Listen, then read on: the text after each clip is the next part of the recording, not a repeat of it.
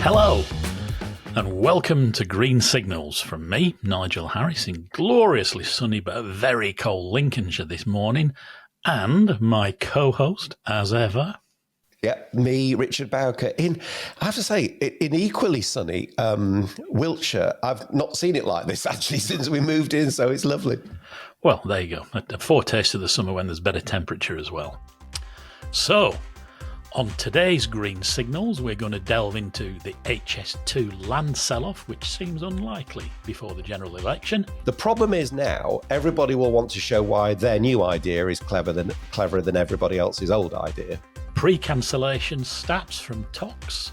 Translation, cooking the books. Basically, it's a really good way of moving the goalposts, right? And making it look like something's not as bad as it probably is. Major weather disruption this week, and there was serious disruption in the southwest. The failure actually was immediately adjacent to a section of line that had been repaired actually very recently. And finally, we've got some good news in that the tube strikes have been called off. It's great for passengers on this occasion.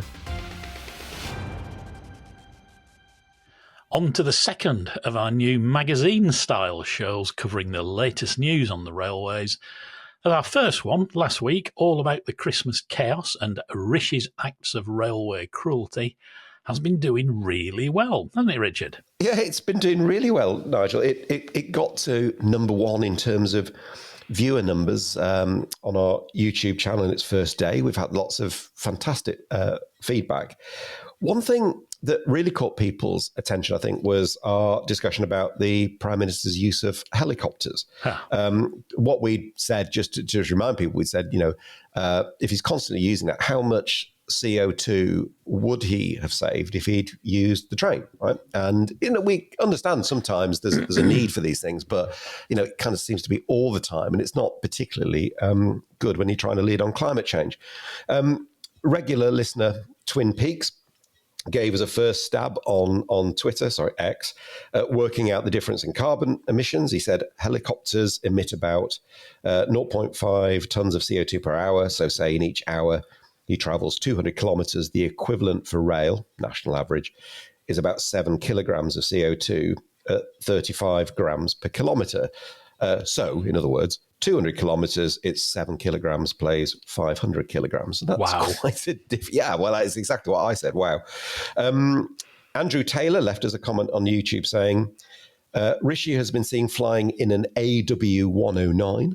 London to Leeds would be around 735 kilograms of CO2 if he travels alone. This compares with just under 12 kilograms by LNER from King's Cross to Leeds. Cheapest. So it's clearly going to be a very big number over the course of a year when you work out the difference between the modes. Now, the challenge is we haven't yet been able to find publicly available information about how many actual miles Rishi Sunak travelled by air in the UK. But regular listener Richard Hunt, who listens to us from Prague in the Czech Republic. Hello, Richard. Yeah, good. One of our many actually growing international listeners. Emailed us to say that he went on to have a look for the mileage. And when he came up short, he decided to submit a Freedom of Information Act. Good man, Richard. Request. So, yeah, absolutely. Very creative. Saved us the bother. Now, he submitted it through a website called What Do They Know, which sort of sounds slightly sort of sinister and conspiratorial, doesn't it? I don't think it is. I think it's just a way of finding these things out, which makes the response from the Cabinet Office public when it eventually arrives. Now, FOI, Freedom of Information request, is a way of asking a public body to give you, it's like a data transparency thing, right? And it's a way of asking them what's going on a certain topic. You don't always get the answer you hope for because some things are, understandably, classified or restricted or sensitive or whatever. And we get that, that's fine. But you wouldn't have thought the number of trips that the Prime Minister makes in a helicopter would be one of those. Embarrassing, maybe, but nationally sensitive, not. That's not exempt. If something's embarrassing, it's not exempt. So we'll watch this space and we'll let you know when we get something back. Well, that's really good. So first thing to say is thanks to those listeners, viewers who've gone to the trouble of telling us all that. But isn't it interesting what expertise there is out there that we're just completely unaware of? No, absolutely. I had a private message from a listener, and the reason I'm saying that is I'm not going to say who it is because I'm not sure whether he's comfortable with saying that yet. Who's actually a climate, works in the climate space, and has said that when we've got the data on mileage, he'll do a full kind of ready-reckoner calculation for us. So that's interesting, isn't it? So there is some real expertise out there, you're right, and a real passion for understanding the answer to this question. And to be part of it and to inform the discussion, which I think is absolutely brilliant. Steph and I had a private conversation between ourselves about should we do an FOI, and then we got the message from you that this guy had actually done it. Yeah. But we ought to try and find out as much as we can, because we could almost do a running tally, couldn't we? And come back to it as to how many tons of carbon that the Prime Minister is dumping the air by his routine use of helicopters. Yeah. Because obviously I accept that there are occasions when there is a need to do it, but for it to be as routine for him as it is, it's not only unacceptable, it shows a real tin-eared aspect on his point of view, not to understand the concerns it raises and how it is seen, or worse, that he does understand and doesn't care. Indeed. I have to mention, or ask you your opinion, I know what mine is, of the individuals who suggested that he's got an important job and therefore it's okay. Somebody actually said, he's exactly that. He's got an important job, so it's okay. And actually, I think said, so stupid discussion.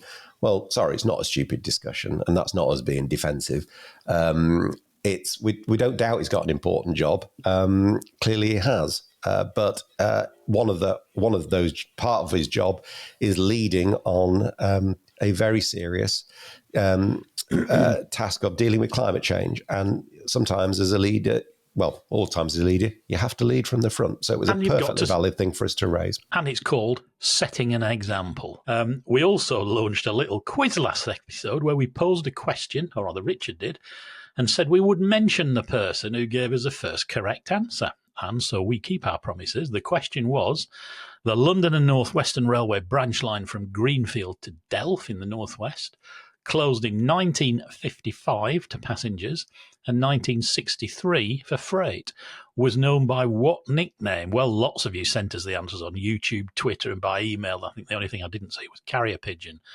But you were all correct, in fact, that the first person to send us the right answer, which was Delft Donkey, was Mr. Coggins Garage 7062 on YouTube. So well done for getting in there ahead of everyone else.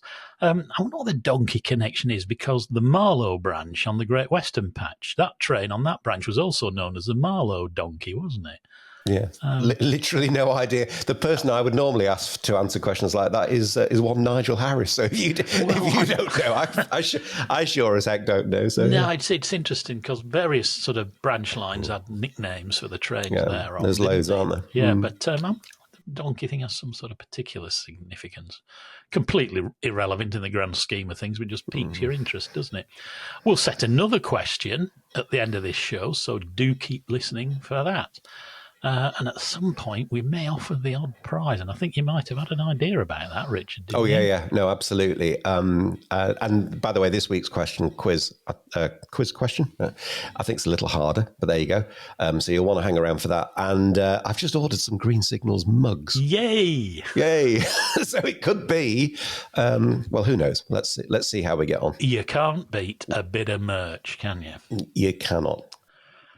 Right. But now, let's get on with this week's news. And sadly, it's been another trying week for the railway. Hasn't it, Richard? Not least for you, I understand. Yeah, no, I had a slightly challenging time, but no, it has. There's no shortage of stuff to talk about. But first, we were a little disappointed, weren't we, Richard, that after singing the praises of LNER's social media team last week, they managed somewhat of an own goal this week with a tweet simply saying something's coming, #FreedomAllTheWay. Now, we get the clever marketing trick of keeping your audience guessing and in suspense of excitement. but their Twitter timeline immediately filled with some very sarcastic responses. It was a perfect example of unintended consequences for whoever wrote the tweet. Comments included, hopefully my refund from the 9th of December that you keep promising is on the way. Is it my suitcase that you lost? Another strike? A do not travel notice? Trains that actually run? New seats in the Azumas, fingers crossed. Or my personal favourite, is it a new profile picture? Christmas has gone, because they were still using Christmas trees on the profile picture on Twitter. It really is important to be on the ball and read the room, isn't it? Because it's an audience which responds immediately and with no safety catch. You can expose yourself to criticism when you try to be a bit too clever. What say you, Mr. B? Yeah, well, I agree, and I mean, it's kind of true of Twitter generally, isn't it? I mean, people are very, very fast to come and pull you down just when you thought you'd done something smart. I then saw it. It came out. I think it's some sort of puppet called LNER or something, and I've seen a couple of the ads. I really sorry. I just think they're awful. But I mean, look, that's just a personal view, and I'm sure the agency who did it think it'll grow and we'll all get used to it and we'll come to love it. But I have to say, underwhelmed was the word that sprang to mind. I hate to be critical, but I agree. I've seen the ad, and it just left me a bit perplexed. I couldn't see. I mean, I can see there's a creative approach which maybe uses a puppet and some lively music to create a great feel good, but I just couldn't see what the message was beyond LNER's there and a good way to travel. Maybe it's as simple as that. But it's not the best TV that I've seen. We had the RDG a few years ago with their deck chairs, didn't we? And now we've got LNER with a puppet. We might be wrong. We have been before. It could be an absolute stunner. We'll wait and see. But at least let's give LNER credit for at least marketing its wares on TV ads, which is a good thing to do. That is true. The HS2 land sell-off is unlikely before the general election, Richard. You reckon? You know more about government than everyone else on the Green Signals team put together. Well, gosh, that's flattering, but I'm not sure it's true. I mean, he just kind of just every day seems to be something new, doesn't it? Yeah, we have had the strongest indication yet that a general election will not be in the spring. There was a news story in The Guardian on Saturday that said sources are told, I think it was The Observer, obviously, it's unlikely that any land that's been purchased north of Birmingham will have been sold by the time a new government is in place.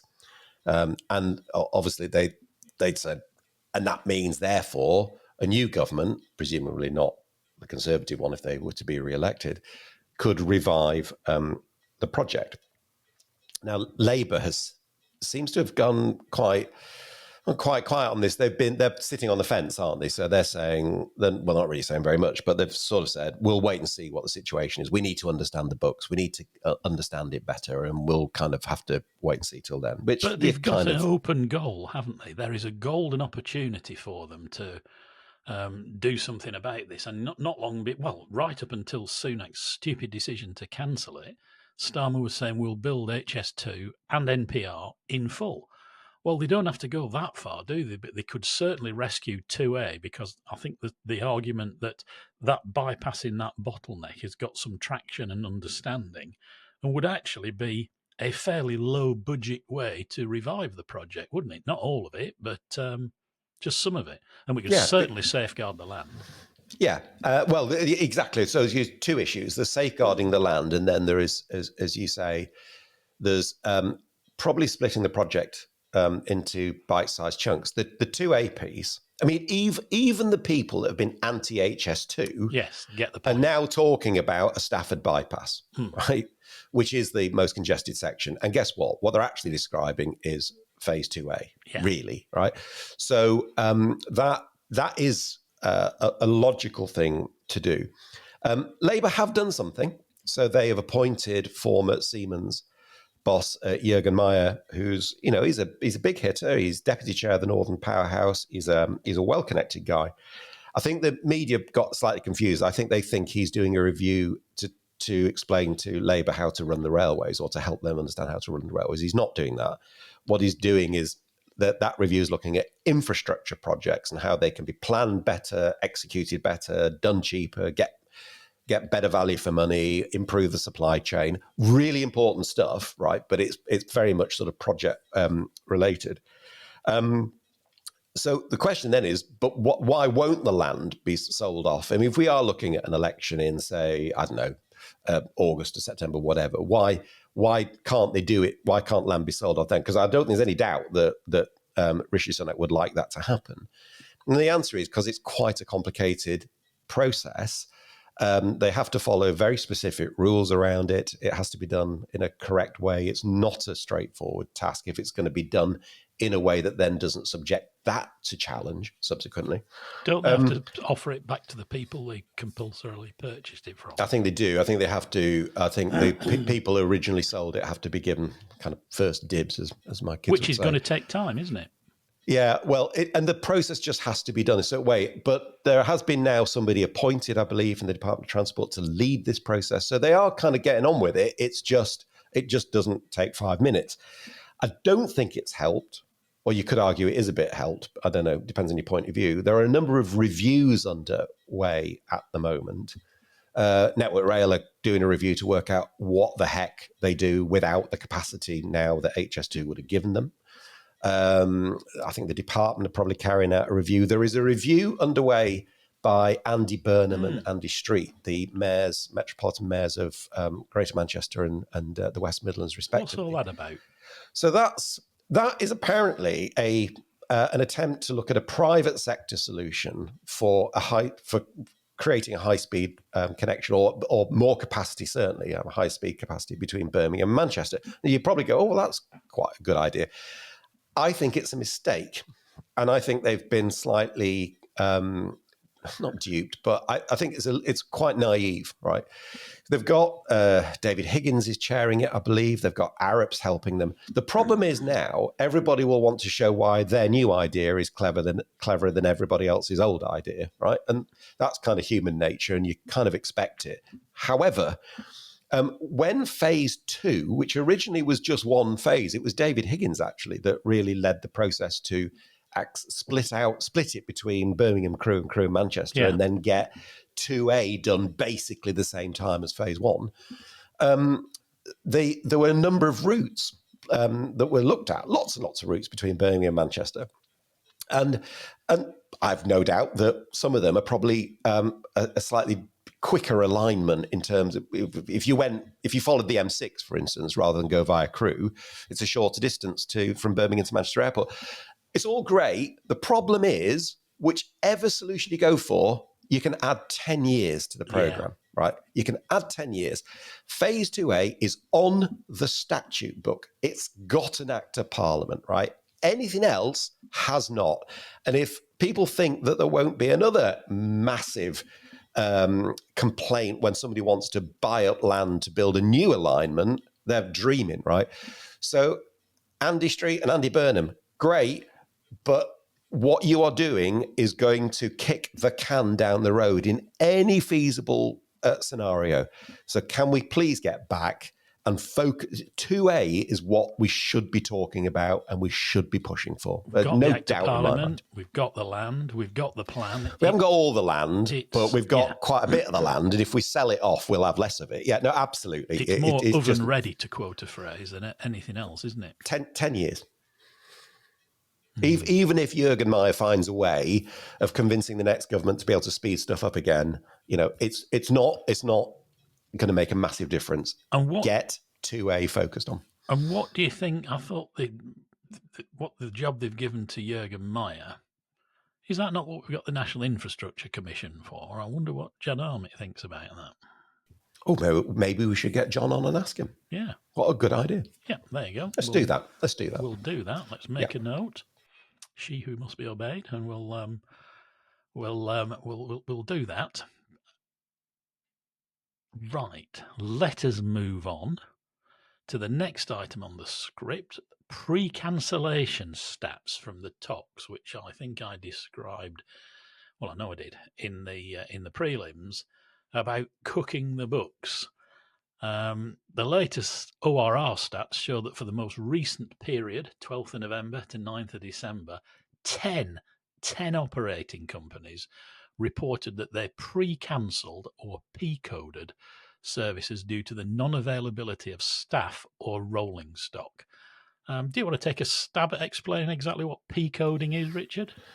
Well, I think you've done a pretty good job of it, really. What you can do is if there is the reason why you know you're going to cancel something is because of what you might call a sort of structural issue. You just don't have enough staff, or you just don't have enough trains. Then you can pre-cancel it rather than doing it on the day, and the result is those pre-cancelled ones don't appear in your adjusted figures. They would be in the unadjusted figures, right?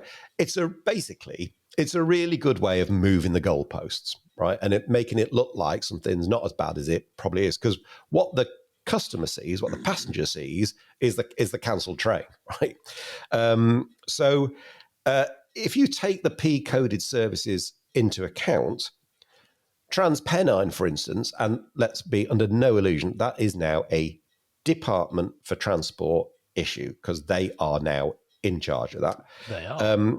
Their cancellations went from 6.4% to 13.5%, right? And actually, most of these talks now are effectively under the control of the Department of Transport. So this is down to, strikes, rest day, working overtime issues, not enough drivers, things we've covered before, or it's down to not enough trains. So it's giving back the Class 68 and Mark 5 sets and not having enough trains to run all the service that you wanted to, and then sort of chopping it back to claim you're making it more reliable, which doesn't really seem to have worked. But the whole thing, I think, it's a bit of a shambles, really. You kind of worry, what is the point of having these stats at all when the reality experienced on the ground is worse than the numbers appear to suggest it is? Well, that's what it's about, isn't it? It's cooking the books and massaging the cancellation figures down. It seems to me to make eminent management sense that if you're sat at a TOC and you know that for whatever reason you cannot run trains A, B, C and D, it makes sense to take them out. However, what I cannot accept and runs against the grain with me is that we take them out of the cancellation stats, which are therefore lower than they actually really are. And you end up with a travelling public perplexed that there's more cancellations than seem to be admitted. And it just ain't right, is it? It doesn't feel right, and it definitely doesn't feel right to the user of the railway. So, rather than play with the stats, maybe we should just fix the problem, really. The problem now, it's not a 5-minute fix, right? Let's not be naive about it. But we need the dispute resolved. We need to buy the piece. We need to get drivers trained. We need to have enough drivers to cover the establishment without this issue, and that's as simple as that, really. We'll come back to buying the piece, I guess, in the tube strikes bit. Indeed. But we have to now move on to weather, because it does seem it's a massive issue, isn't it, at the moment? Well, there's a lot of it, isn't there? There's a lot of it. And I'm living down in the southwest now, and it's the southwest that seems to have been particularly badly hit. We've had right in the East Midlands. Well, that's fair. Look, it's just bad everywhere, isn't it? So we've had more landslips. We had one at Crewkern Tunnel. For those who aren't familiar, it's a station on the southwestern main line, which goes from London Waterloo through Salisbury and down to Exeter.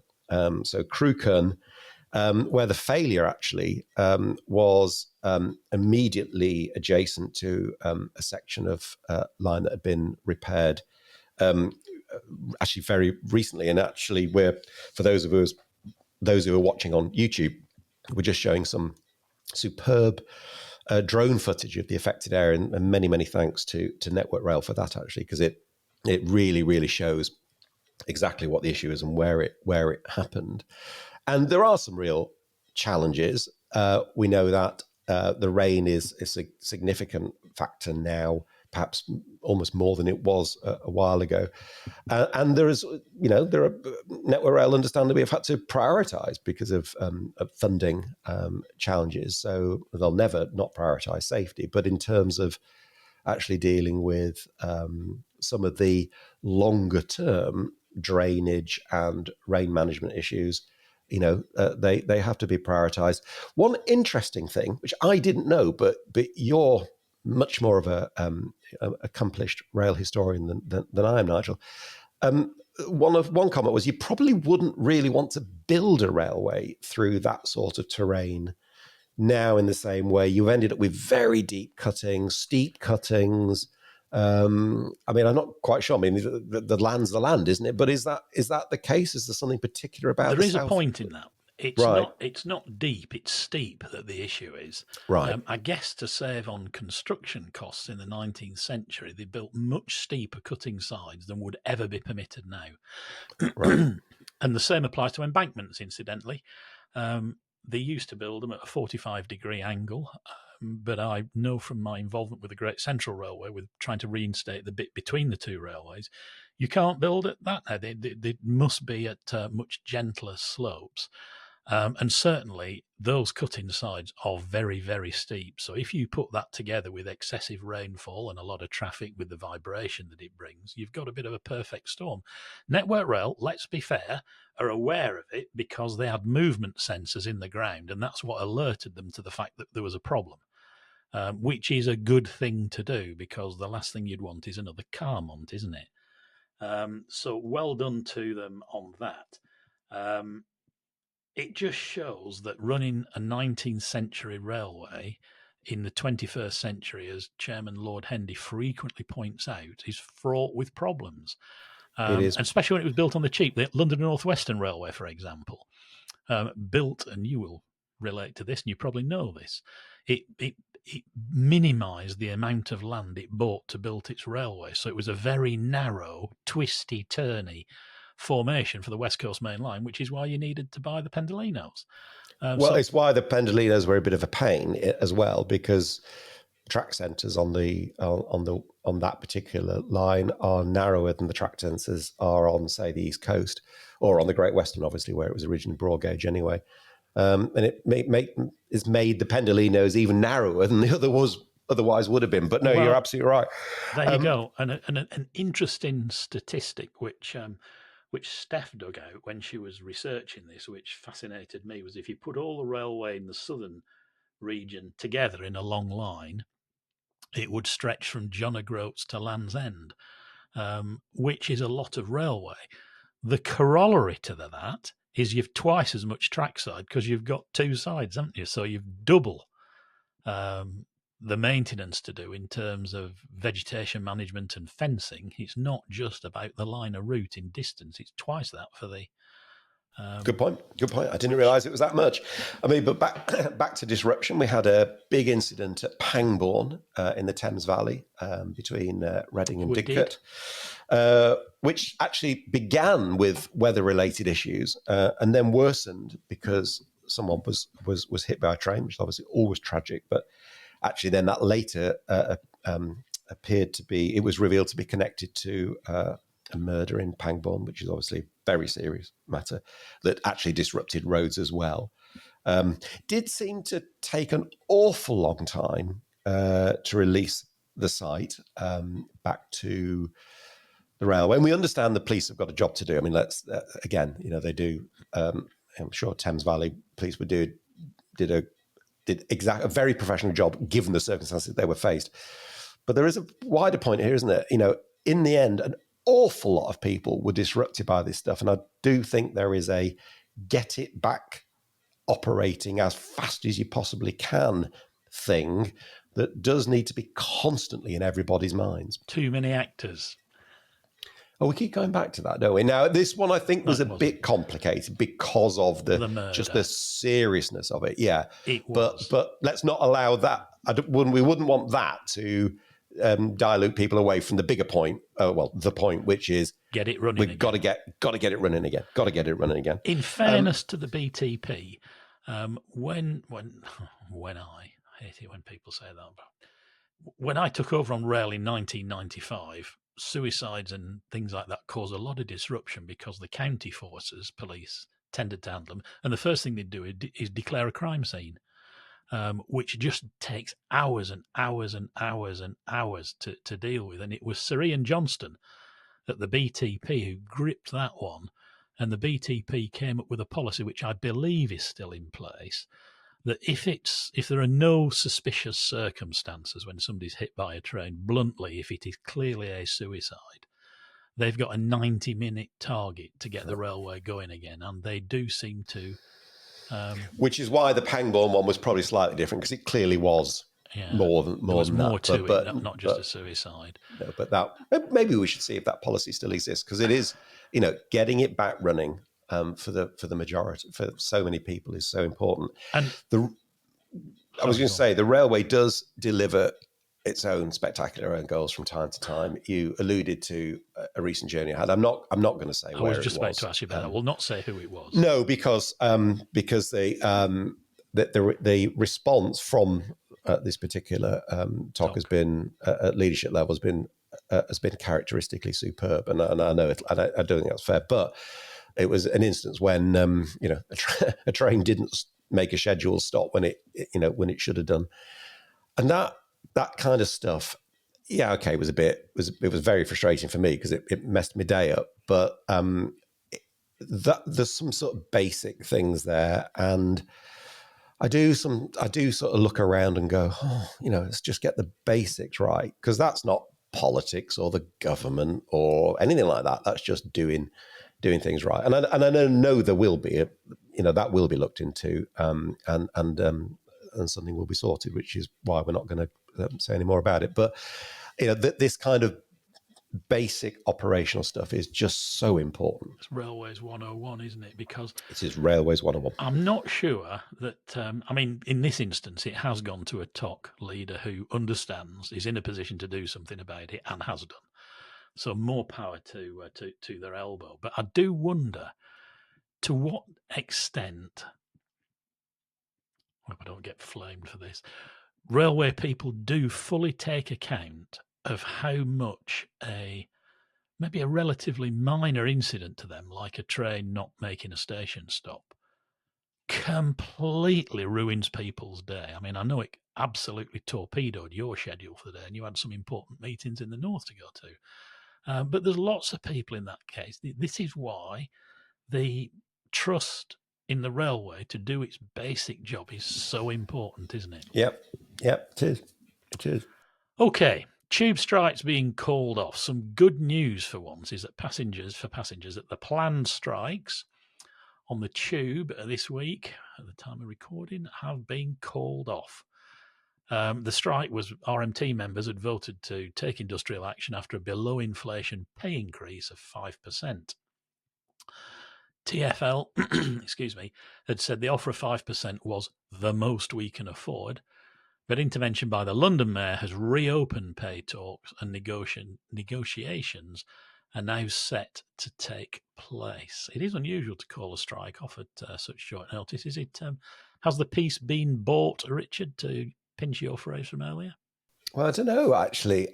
It is unusual. Well, it's great. I mean, I happen to have to go into London on the what would have been the first day of the strike, and my life was a lot easier, although nearly not, because there were late running engineering works again, which meant that overground services from Watford and Bakerloo line services were massively delayed because of that. So I don't know what happened there. Anyway, that's off point. But no, it was unusual to see that. And I mean, I think a source had told the BBC that an additional 30 million quid or something had been found to make this possible. But the problem here is now TfL has said it was a full and final offer.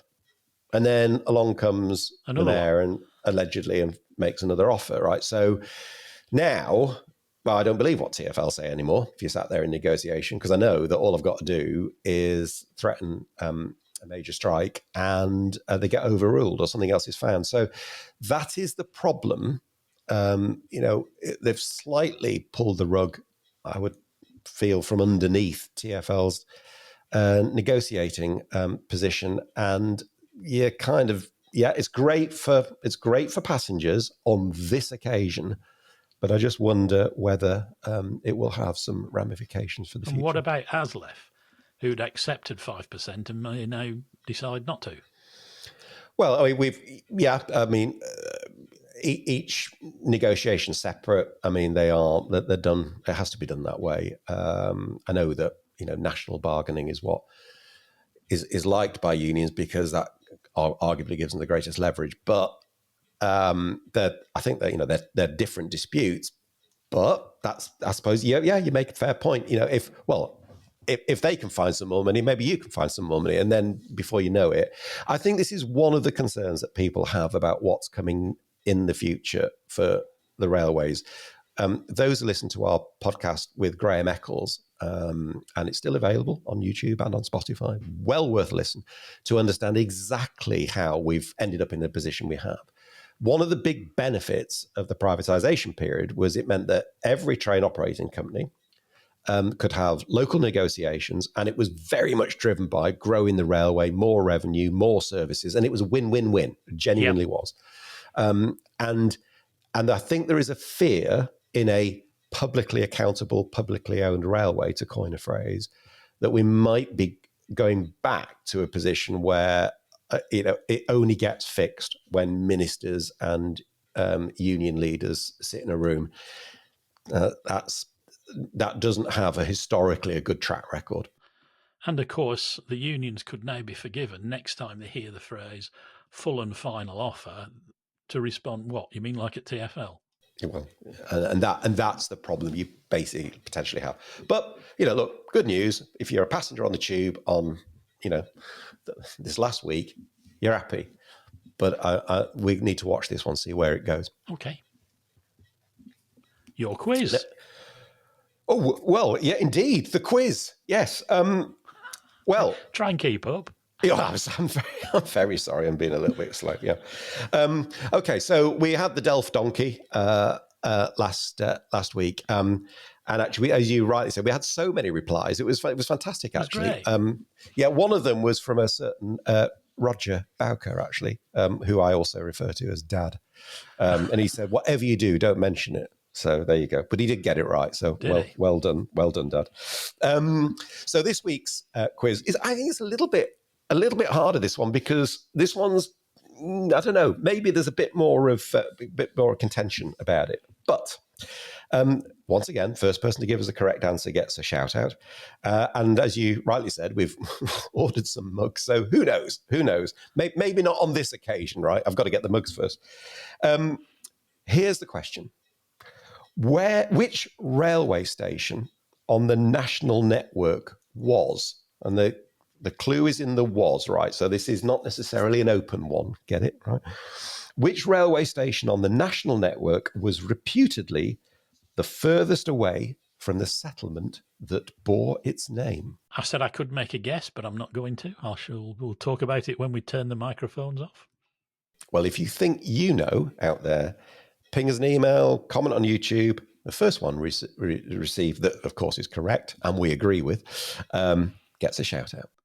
Reputedly in that question could end up doing some heavy lifting. That's precisely why I put that word in. But thank you. Thanks for blowing my cover, Nigel. Yeah. I wonder if we'll have people out with pedometers arguing about the correct answer. But no, good question. We'll see what comes up. And actually, that's about all we got time for this week. Doesn't time fly when you're enjoying yourself? Hope you've enjoyed the show as much as we have, blathering about trains. We always enjoy it. And we'll be back next week to do some more. Don't forget to give us a thumbs up, or better still, subscribe so you get notifications when new episodes drop on your audio podcast provider of choice as platform, or YouTube, which is getting increasingly popular, which is good to see, isn't it, Richard? It's fantastic, actually, that. Yeah. And as we do more and more, it's the best way to ensure that you never miss anything new. Yep. So until next time, we hope that 2024 has started well for you and will continue to do so. But for the moment, it's goodbye from me, and it's goodbye from me. Bye-bye.